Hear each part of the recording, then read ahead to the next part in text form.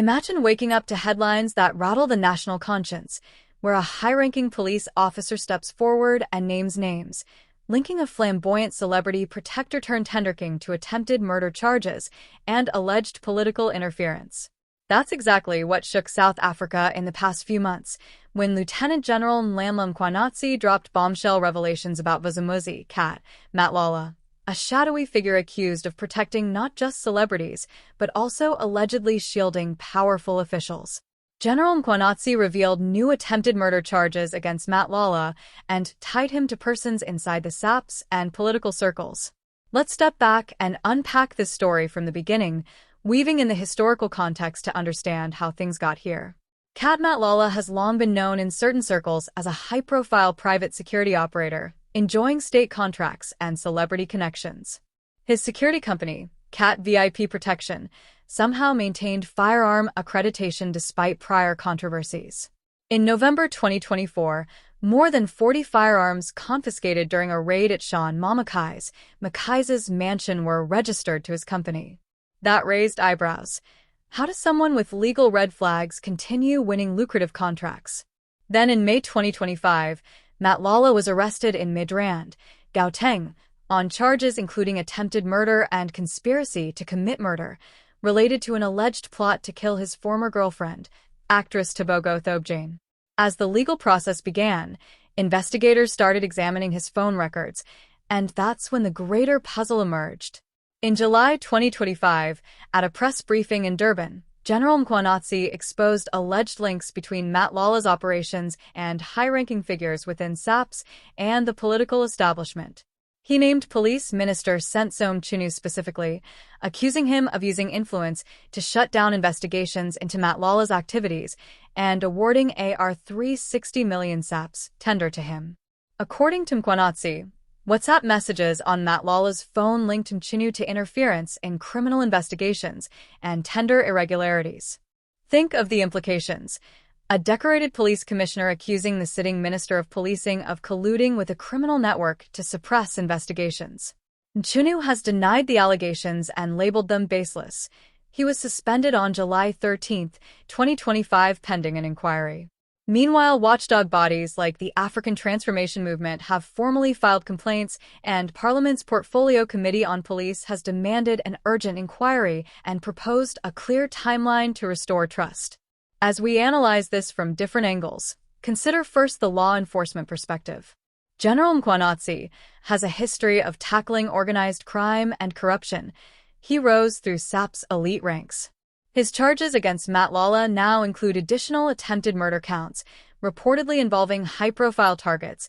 His alleged celebrity victims remain unspecified publicly for now, but media reports say additional charges have been added based on further evidence. If proven, this amplifies suspicion of organized settlement and political shielding. From the political side, the accused, Senzo Mchunu, has firmly denied wrongdoing. He claims no meeting or financial links to Matlala, and his political allies argue that the commission established must follow due process. Yet opposition parties across the spectrum, including DA and EFF, have seized on the allegations to call for accountability. Criminal complaints have been opened in Western Cape.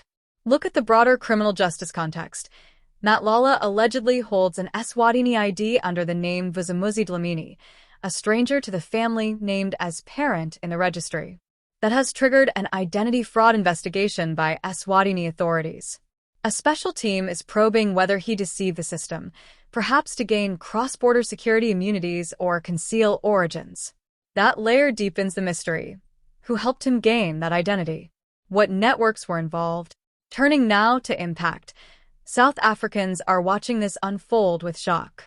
If the system appears to protect a violent criminal with elite ties, public trust erodes. Civil society groups and the media are calling for transparency, even as Matlala remains jailed at Kosi Mampuru Correctional Center and recently upgraded to high-risk status after cell phone surveillance found he had a phone in his cell. Parliamentary committees have written to the Speaker demanding open debates on SAP's credibility. Looking ahead, several paths emerge. One possibility, a full judicial commission unearths proof of collusion. Ministers implicated resign or are prosecuted. SAP's integrity is restored and policy reforms follow. Another possibility. Accusations remain unsubstantiated, the inquiry drags on, cases stall, and public disillusionment deepens. At stake is whether political interference endures unchecked or the justice system delivers on reform promises. For Matlala himself, the legal journey continues. He faces trial on multiple charges, including attempted murder and money laundering, possibly more to come. If convicted, the court proceedings may reveal the contacts and financial channels powering his rise. Meanwhile, investigators are scrutinizing the origins of his firearm accreditations and the tender awarded to his firm. In summary, this is more than just a scandal about a celebrity bodyguard gone bad. It's a test of institutional integrity, a provincial police commissioner standing up to challenge the system, naming a minister, exposing tender fraud, and revealing a violent underworld linked to state actors. It's about whether allegations lead to meaningful accountability, or whether they're brushed aside in political fog. As you think it through, weigh the perspectives: Mkhwanazi's credibility and record versus the political establishment's denials and procedural counterarguments. Consider how criminal prosecution of Matlala could unfold and how Parliament's inquiry might shift power balances. And consider what this means for South Africa's faith in its own justice system. Ultimately, this story is still evolving. New charges continue to surface. Investigators in both South Africa and Eswatini are probing deeper. Political fallout may shake cabinet structures. We'll be keeping an eye on courtroom drama, identity fraud investigations, and the outcomes of any commission of inquiry. If this exploration has given you clarity and insight into a complex and high-stakes drama, support the channel by hitting subscribe. And I'd love to hear your thoughts. Do you think justice will prevail? What should be done to prevent political interference in law enforcement? Let's get the conversation going in the comment section.